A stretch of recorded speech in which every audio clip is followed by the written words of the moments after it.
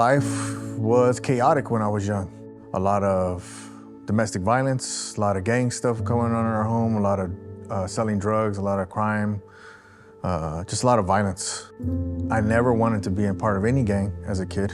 And I think when my parents got divorced at 6, and because of the violence and all the stuff that was going on in the home, it kind of shattered that.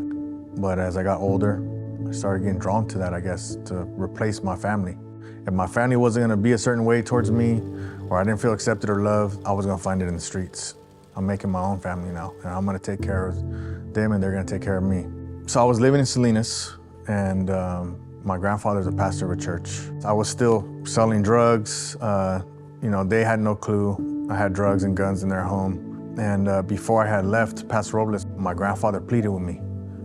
He's like, don't go back. I was hard-headed. I was like, no, I'm gone, man. I can't deal with this God stuff. The first week I was there, I got into a big old fight there. So basically one of my best friends got stabbed 4 times, and I didn't know who stabbed him.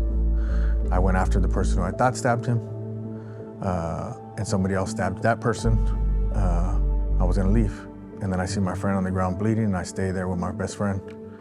Ended up saving his life. They said if I wouldn't have stayed, he would have ended up dying. And then within 2 months, I got arrested for first-degree murder, gang enhancements, and a bunch of other assault and gang enhancement charges, weapon charge, all kinds of stuff. A few days away from my 18th birthday, so I'm 17 years old. Basically, I have 28 to life hanging over my head. On my 18th birthday in juvenile hall, these guys come in. They were called Many Broken Vessels. They had all been to prison, and they shared their testimony. For some reason, my entire life, nothing made sense like it made sense that night.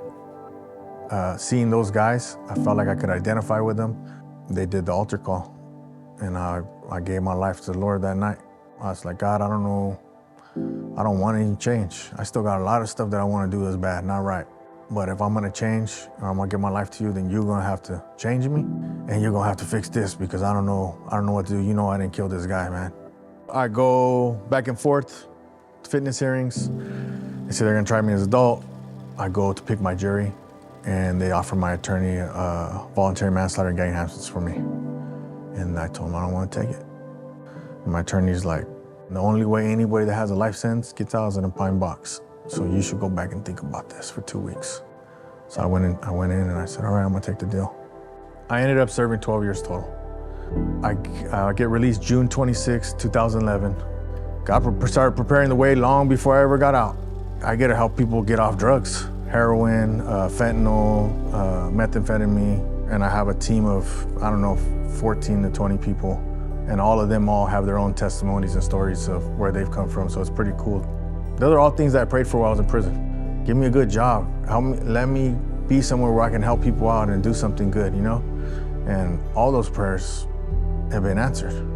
Even at 17 years old, I remember I was gonna try to commit suicide in my cell, say if they don't believe me, that I'm innocent, I'm just gonna take my own life. But if I would've did that, I would never be where I'm at today. Doesn't matter how bad or what happened to you or what you've done wrong, like God can flip that around.